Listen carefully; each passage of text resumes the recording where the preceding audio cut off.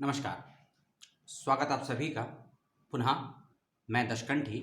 आज का वीडियो पूर्व मैंने एक वीडियो डाला था 7 फरवरी को यूनिवर्सिटी ऑफ नॉर्थ बंगाल के विषय में। 7 फरवरी को उस वीडियो को देख लीजिएगा, ठीक है, क्योंकि इस वीडियो की अधिकांश जानकारी उस वीडियो में दी जा चुकी है, ठीक है ना। यदि आपने नहीं देखा है तो उस वीडियो को देख लीजिएगा। यदि आप नॉर्थ बंगाल यूनिवर्सिटी में अप्लाई करना चाहते हैं पीएचडी के लिए यूनिवर्सिटी ऑफ नॉर्थ बंगाल में, ठीक है ना, तो उस वीडियो में समझाया हुआ है फॉर्म के डेट वगैरह के बारे में, फीस के बारे में। आज मैं आपसे कुछ नई बात करूंगा।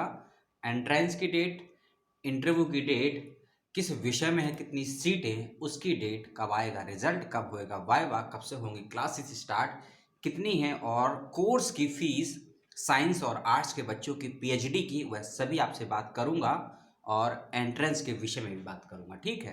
तो यही कहूंगा कि 7 तारीख वाला वीडियो यदि नहीं देखेंगे तो इस वीडियो में बताई गई बातें यूनिवर्सिटी ऑफ नॉर्थ बंगाल के एडमिशन के विषय में आपको पूरी तरह समझ में नहीं आ पाएंगी। आपको तय करना है दोनों वीडियो देखिए या एक वीडियो देखिए। मेरा काम है सूचनाएं आपको देना, ठीक है। जरूरी लिंक डिस्क्रिप्शन बॉक्स में आपको मिल जाएंगे। शुरू करते हैं सूचनाएं। जब मैंने 7 तारीख का वीडियो बनाया था उसमें साफ साफ बताया था कि लास्ट डेट इस यूनिवर्सिटी की पीएचडी की अप्लाई करने की है 23 फरवरी 2020 और रजिस्ट्रेशन फीस है इसकी बाद में बताऊंगा। जी हाँ, ठीक है ना। सस्पेंस रहने दीजिए उन नए बच्चों के लिए जिन्होंने पूर्व का वीडियो नहीं देखा है। ऑनलाइन माध्यम से आपको फॉर्म भरना है और बाय पोस्ट नहीं भेजना है, ऐसा समझ लीजिएगा, ठीक है।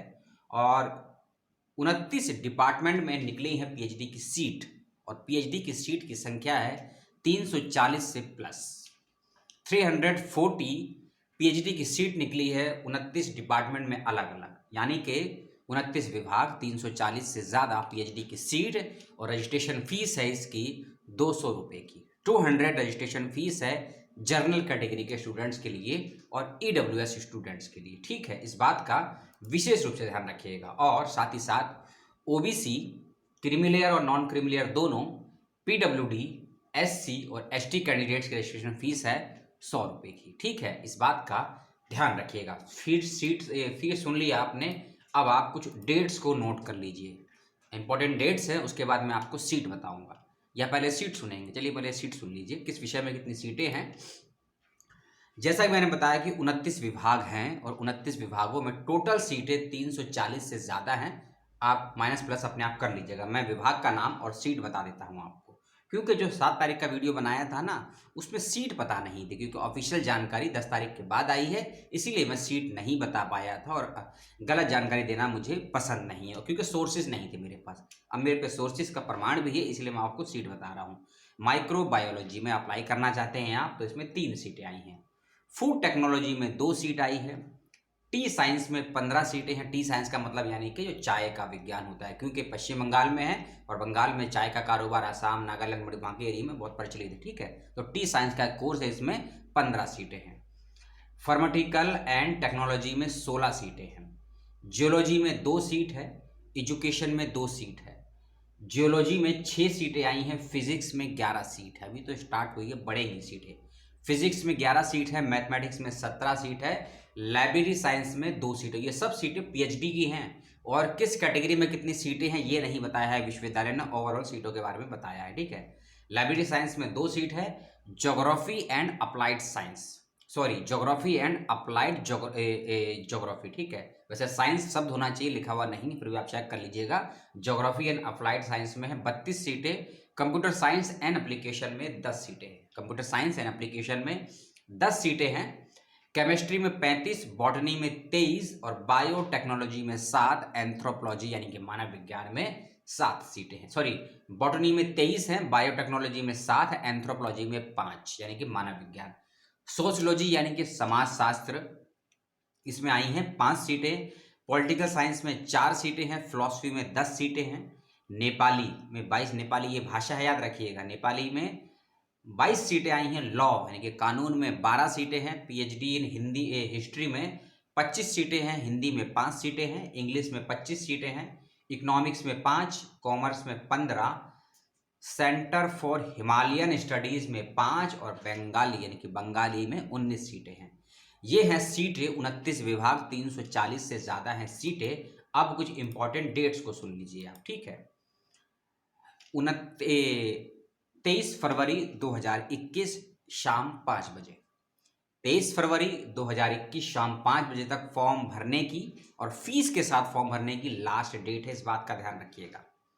एंट्रेंस एग्जामिनेशन की डेट वो भी नोट कर लीजिए, 27 फरवरी 2021। 23 फरवरी लास्ट डेट है और 4 दिन के बाद यानी कि 96 घंटों के बाद आपका एंट्रेंस एग्जामिनेशन है। एंट्रेंस एग्जामिनेशन के बाद जो आपका वाइवा होगा, याद रखिएगा, इंटरव्यू जिसे बोलते हैं, उसकी डेट है 6 और 7 मार्च।